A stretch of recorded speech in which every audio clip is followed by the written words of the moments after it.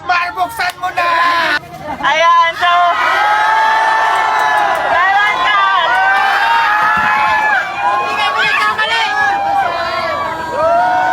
Grabe, naiyak na. Talo, 1 million pesos!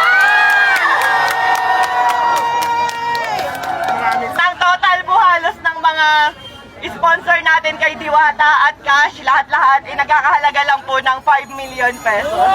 Kung papapiliin kita, alin dyan sa dalawang kahon ang pipiliin mo? Yung siguro dito na lang, sa tapat ko.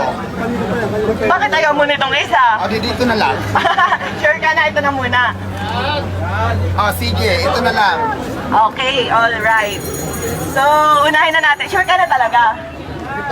Ito una kong pinili, pero ako lang Mas nabebet mo to, no? nakataon. Dito na lang. Oh, sige, sige. So, itaas natin, ate, ang first box natin. Ayan.